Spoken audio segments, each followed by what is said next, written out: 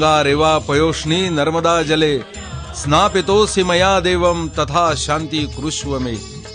अशा वैदिक मंत्राने भगवंताला मंगल स्नान घालत आहे.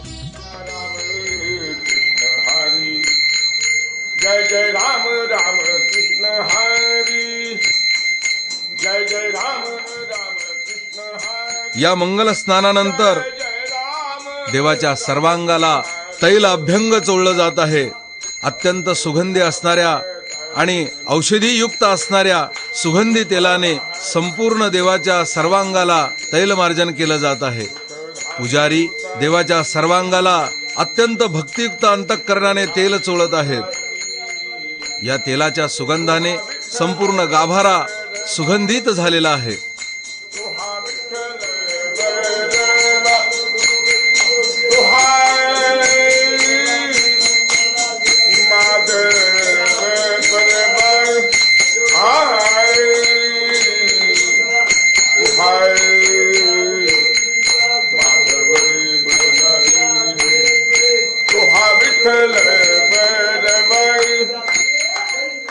या तैल अभ्यंगानंतर सुगंधी उठणे, वनस्पतीपासून निर्माण झालेले अत्यंत औषधी असणारे दिव्य असे पवित्र उठणे पुजारी भगवंताच्या सर्वांगास लावत आहेत.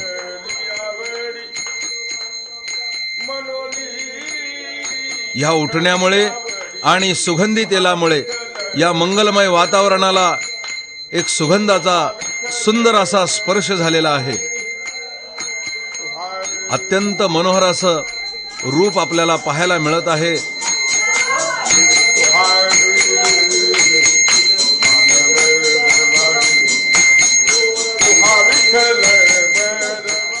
हे अभ्यंग स्नानाचा सुगंध आणि या सुगंधामध्ये पवित्र असे म्हटले जाणारे वैदिक मंत्र यामुळे अत्यंत प्रसन्नता निर्माण झालेली आहे.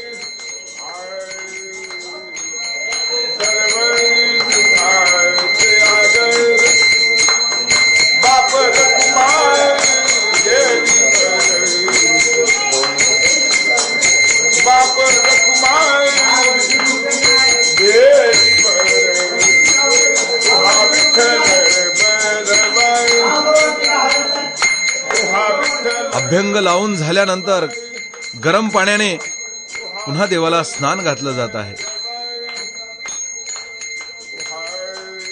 जणू गंगा, यमुना, सरस्वती, गोदावरी, कृष्णा, चंद्रभागा इत्यादी सर्व नद्या भगवंताला स्पर्श करण्यासाठी आतुर झालेल्या आहेत.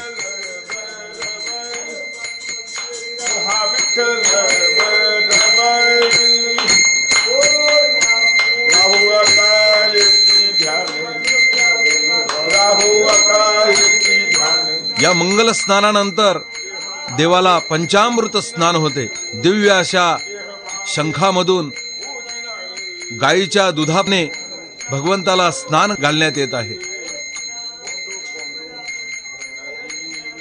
अत्यंत मनोहर असं रूप आपल्याला पाहावयास मिळत आहे. या दुधाने भगवंताची मूर्ती निळी सावळी अशी दिसत आहे. रंग दिसे सावळा हरी तुझा, रंग दिसे सावळा, रंग दिसे सावळा प्रभू तुझा, रंग दिसे सावळा. दुधाच्या स्नानानंतर पुन्हा शुद्धोदक स्नान, गंधपुष्प आणि तदनंतर गायीच्या दुधापासून बनवलेल्याच दह्याने परमात्म्याला स्नान घालण्यात येत आहे. प्रथम दूध स्नान, नंतर शुद्धोदक स्नान, नंतर दही स्नान. या दही स्नानानंतर सर्व पंचामृत स्नान एक एक करत परमेश्वराला अर्पण करत आहेत. परंतु हे दही स्नानाचं मनोहर रूप अत्यंत सुंदर आणि अत्यंत मनोहर असे आपल्याला दिसत आहे. पहाटेच्या प्रहरी करीतो न्याहारी, खाई लोण्याचा गोळा, हरी हा रंग दिसे सावळा, प्रभू तुझा रंग दिसे सावळा.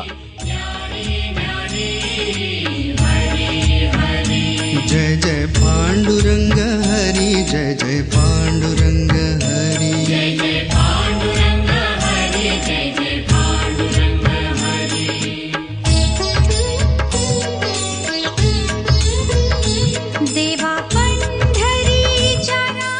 या दह्याच्या स्नानानंतर शुद्धोदक स्नान,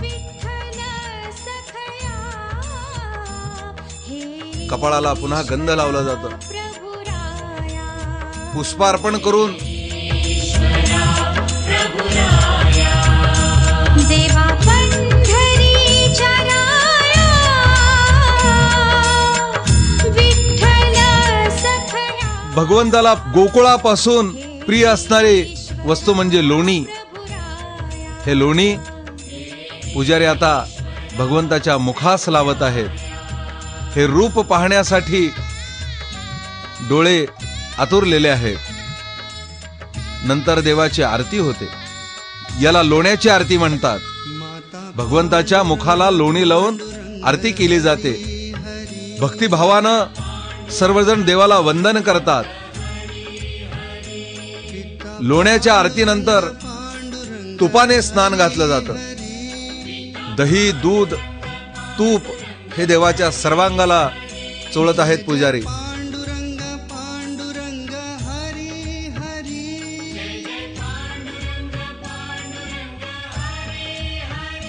हरी मुखे पुन्हा शुद्धोदक स्नान, हरी मुखे म्हणा, कपाळाला गंध लावण्यात आलेला आहे. पुष्पार्पण करून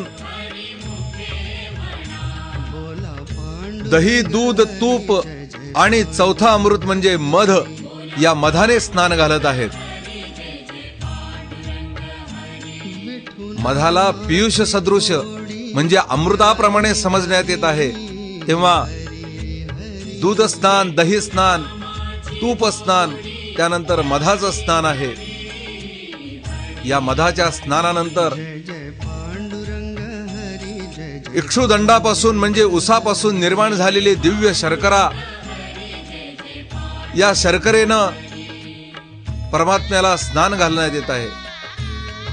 साखर देवाच्या सर्वांगाला चोळण्यात येत आहे. पय, दधी, मधु, घृत, शर्करा सहित पंचामृत स्नान.